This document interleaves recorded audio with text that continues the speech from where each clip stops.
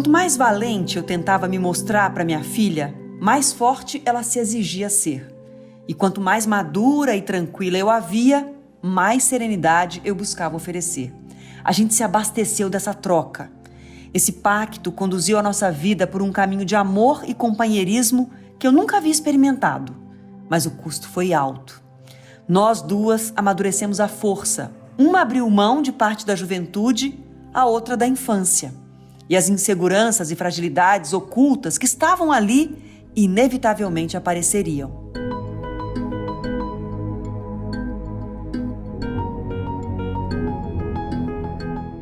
Ainda na gravidez, Adriana Araújo descobriu que sua filha Giovana nasceria com uma síndrome rara. Foram 10 cirurgias para que Giovana pudesse caminhar com as próprias pernas. E para Adriana foi um trabalho contínuo de entender suas emoções, força e vulnerabilidade. Eu sou Geise Diniz e esse é o podcast Plenai. Ouça e reconecte-se.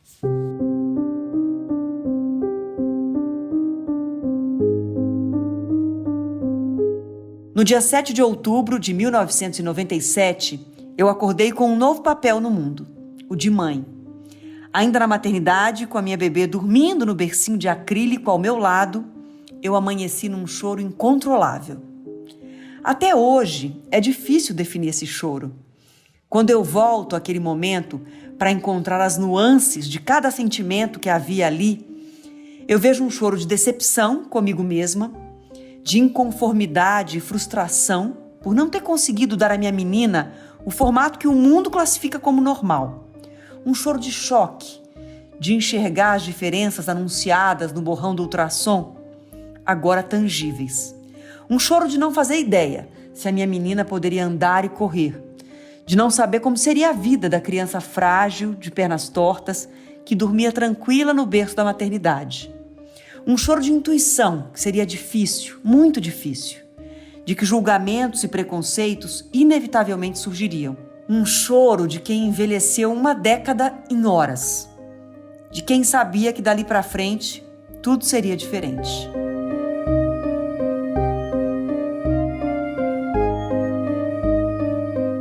A Giovana nasceu com uma doença chamada hemimelia fibular. É uma deformidade ortopédica congênita e rara, que afeta 7 bebês a cada 20 milhões.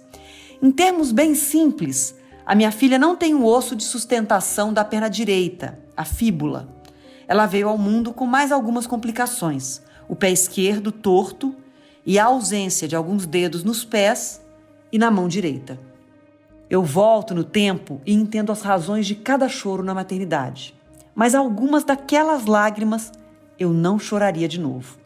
As lágrimas da culpa eu tentaria não chorar, ainda que elas ainda existam aqui no meu coração 25 anos depois.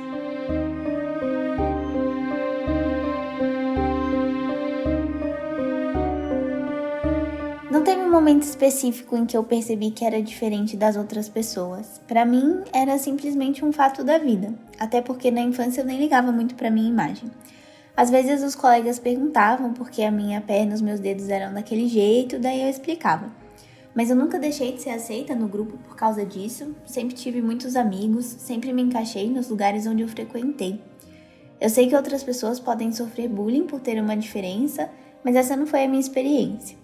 A minha aparência atípica virou uma questão para mim quando eu cheguei na adolescência. Eu me incomodei com as cicatrizes nas minhas pernas por causa de tantas cirurgias.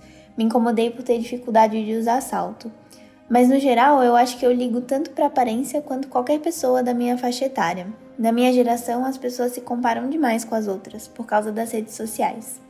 Eu fui percebendo que, na verdade, as pessoas não estão preocupadas com os outros, elas estão pensando em si, nas próprias vidas. Com o tempo, a minha insegurança passou.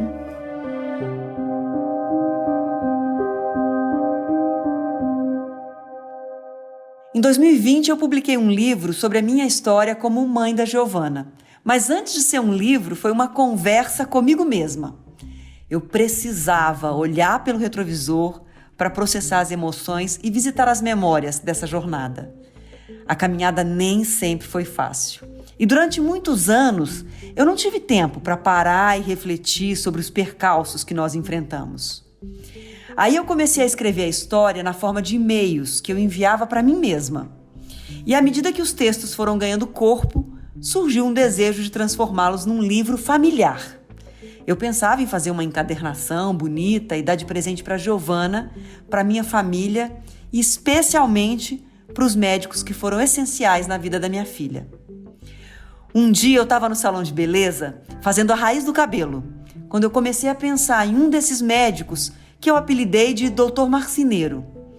Eu senti uma necessidade muito forte de expressar em palavras a minha gratidão por ele. Peguei o celular e comecei a escrever no bloco de notas. Enquanto eu digitava, eu chorava de emoção. Aí a cabeleireira me perguntava, tá tudo bem? Sim, tá tudo bem, eu dizia para ela. Eu só precisava colocar os meus sentimentos no papel. Eu terminei aquele capítulo do Dr. Marceneiro e tive certeza que eu gostaria de transformar aquelas memórias num livro. E não só para minha família, mas para quem quisesse ler. Quando eu compartilhei esse desejo com a Giovana, ela, a princípio, não curtiu muito a ideia.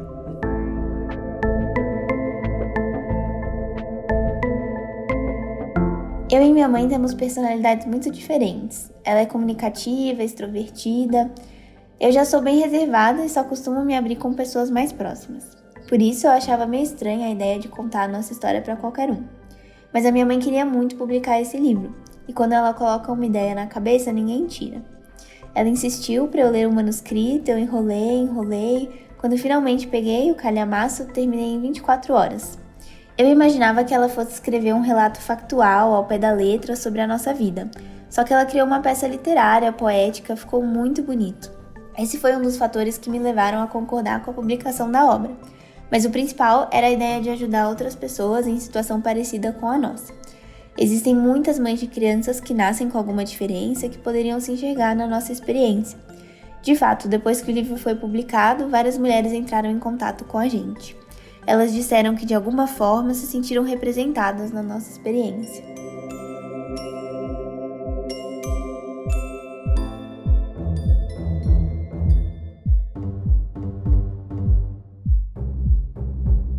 Logo no começo do livro, eu aviso. Essa não é uma história de vítimas nem de heroínas. É apenas a história de duas meninas que caminham juntas. Eu não fui educada pelos meus pais para me vitimizar. Eu não gosto dessa posição. Não acho que é isso que te vai seguir em frente. Essa compreensão ficou ainda mais forte para mim depois que a Giovana nasceu. Muitas pessoas olhavam para ela e falavam, coitadinha, tadinha. É uma expressão cultural que o povo fala sem nem perceber o quão danosa ela é. E aí virou uma batalha pessoal para mim ensinar a minha filha a não se vitimizar, nem deixar que as pessoas a tratem com essa visão. Mas na outra ponta, mães de crianças com alguma deficiência também costumam ser colocadas num papel de heroínas, uma posição que até pode fazer bem para o ego. E ainda o fato de eu trabalhar em televisão pode reforçar esse rótulo. Só que, na verdade, não existem heróis. Na tentativa de dar conta da minha missão, eu botei uma armadura, peguei uma espada na mão e fui em frente com toda a força que eu tinha. Mas isso não significa que eu fui forte o tempo todo. Eu fraquejei muitas vezes. Tive momentos de fragilidade, de tristeza, de medo, de muito medo.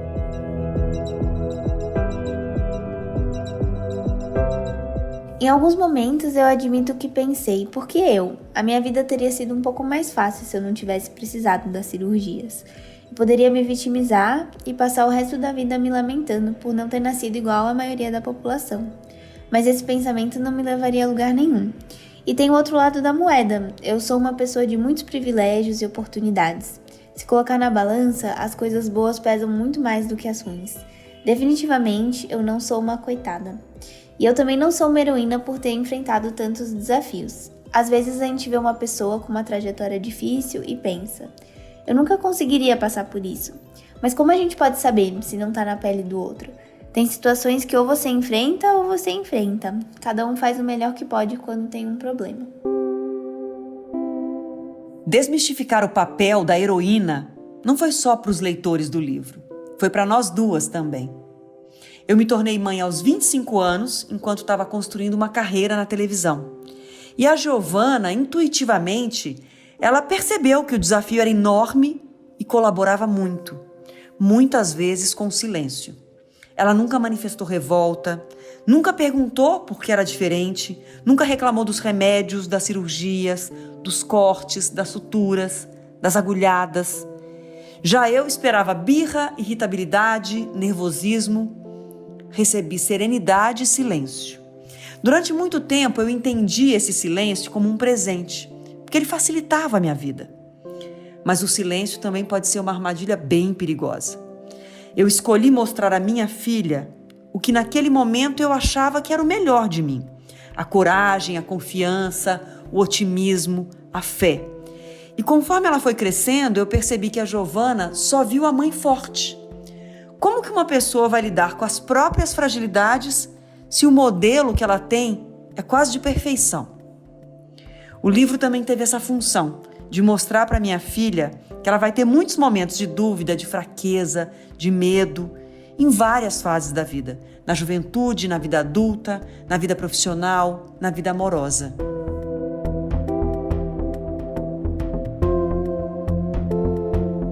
Quando você é pequeno, tem uma visão idealizada dos pais. Conforme cresce, percebe que eles também têm momentos de dúvida e fragilidade, que são pessoas com as mesmas dificuldades de qualquer outra. Eu ainda vejo a minha mãe como uma mulher forte e determinada, mas agora de uma maneira um pouco mais equilibrada. Uma das minhas maiores surpresas ao ler o livro foi descobrir o sentimento de culpa que ela carrega por eu ter nascido com uma diferença.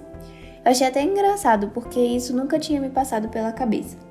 Eu acredito bastante em Deus, acho que Ele cria a gente do jeito que a gente tem que ser criado. Não tem nada a ver ela pensar que é culpa dela, mas às vezes todo mundo tem umas ideias meio irracionais.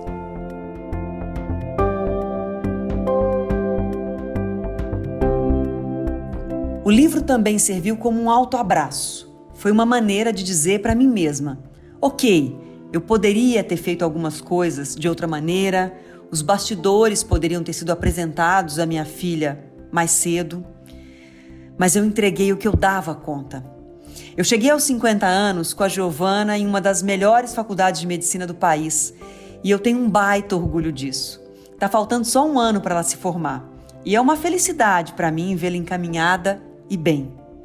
Eu ofereci aquilo que foi possível, que eu tinha condições de oferecer naquele momento.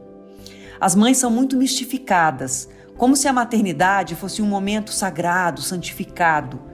Quando uma grávida descobre que o filho vai ter uma deficiência, uma diferença física ou neurológica, ela é vista como se ela tivesse falhado onde nunca poderia ter falhado.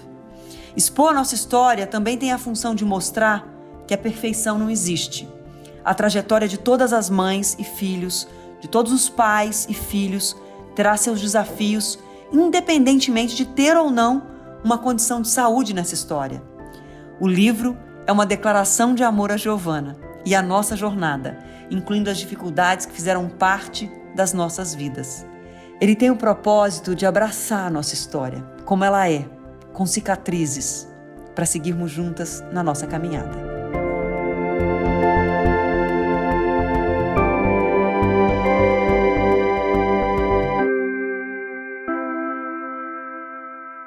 Nossas histórias não acabam por aqui. Confira mais dos nossos conteúdos em plenai.com e em nosso perfil no Instagram, @portalplenai.